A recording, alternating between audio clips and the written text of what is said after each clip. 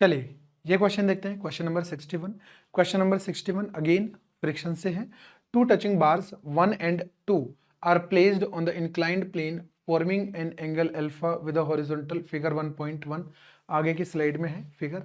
The masses of the bars are equal to m1 and m2 and the coefficient of frictions between the inclined plane and these bars are equal to k1 and k2 respectively with k1 is greater than k2। मतलब जो friction m1 और surface के बीच में है वो ज्यादा है, friction coefficient किसके रिस्पेक्ट में, 2 वाले के रिस्पेक्ट में, है ना।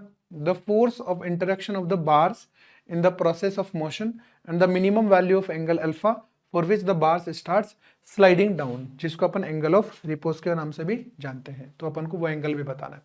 तो ऐसे समझो जैसे अपने पास दो बार हैं जिनका एक का मास है m1, एक का मास है m2, और इन दोनों को इंक्लाइंड प्लेन अल्फा पे रखा हुआ है, और यहाँ पे जो फ्रिक्शन का कोफिशिएंट दे रखा है दैट इज k1, और यहाँ पे जो फ्रिक्शन का कोफिशिएंट दे रखा है दैट इज k2। तो पहले अपन क्या करते हैं, ऐसे समझ लेते हैं कि ये अगर इंडिविजुअली अगर सेपरेटली अगर मोशन में होते तो कैसे मोशन में होते, है ना।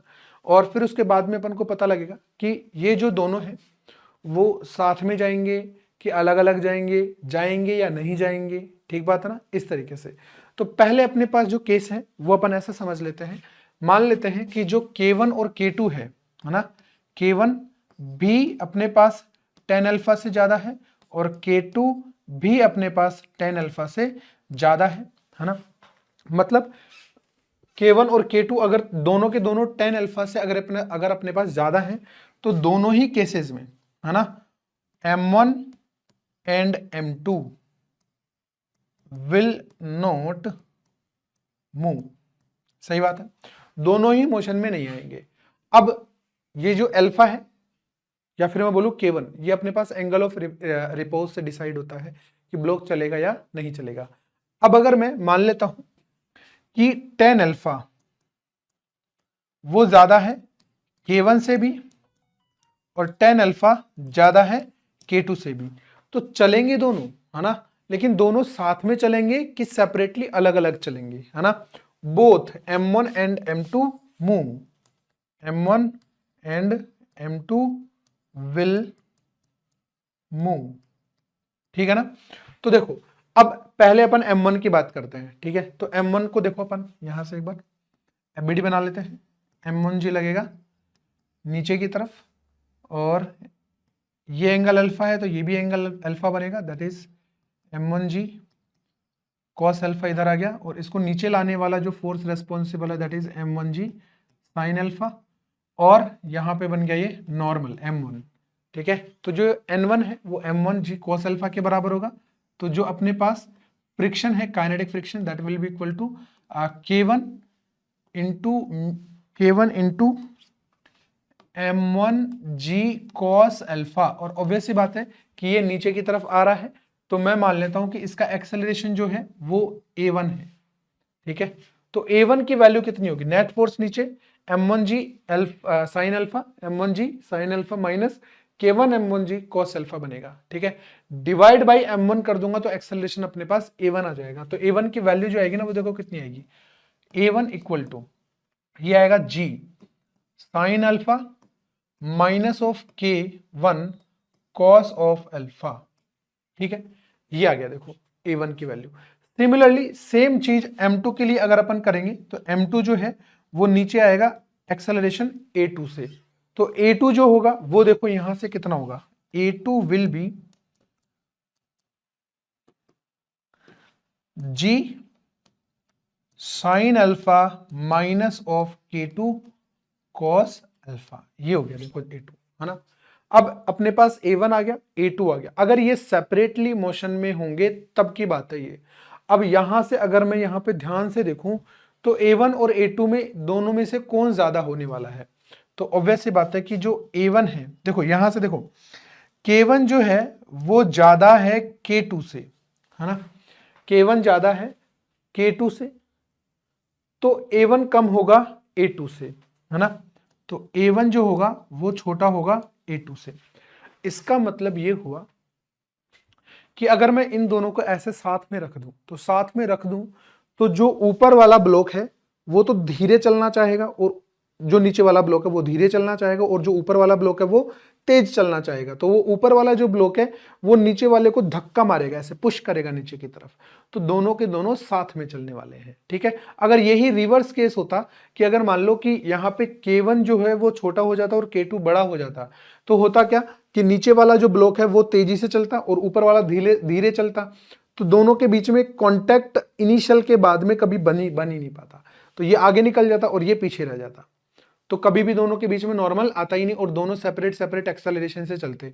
लेकिन यहाँ पे केस है K1 बड़ा है K2 से, तो दोनों का एक्सेलरेशन सेम रहेगा और ऊपर वाला नीचे वाले को पुश करेगा नीचे की तरफ। यहाँ पे देखो अपने को पूछा है कि जो दोनों का जो एक्सेलरेशन है वो कितना होगा। एक बात तो पक्की हो गई कि कॉमन एक्सेलरेशन होगा और दोनों सेम एक्सेलरेशन से चलेंगे।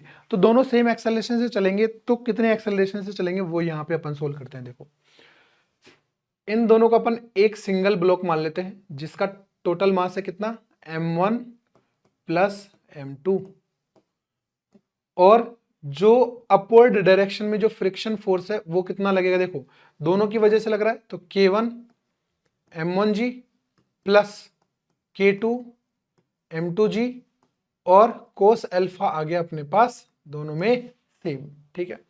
सिमिलरली डाउनवर्ड डायरेक्शन में जो फोर्स लगने वाला है that is m1 plus m2 into g sine alpha. तो दोनों का एक्सेलरेशन कॉमन होगा और एक सेम ही रहेगा। तो जो सेम एक्सेलरेशन होगा वो देखो कितना हो जाएगा।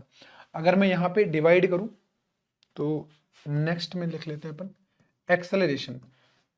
यहाँ पे खींचने वाला फोर्स है m1 plus m2 into g sine alpha, रोकने वाला फोर्स है minus of K1 m1 plus K2 m2 into g cos alpha whole divided by m1 plus m2, ठीक है। तो यहां से देखो एक्सेलरेशन अपने पास m1 प्लस m2 ये तो कट गया, तो जी साइन अल्फा माइनस यहां पे क्या बनेगा K1 m1 K2 m2 divide by m1 plus m2 into g cos alpha. ये अपने पास कॉमन एक्सेलरेशन आ गया, ठीक बात है। अब इसमें सेकंड में बोला गया है कि अपन को अल्फा कितना होना चाहिए ताकि ये जस्ट चलने लग जाए, है ना।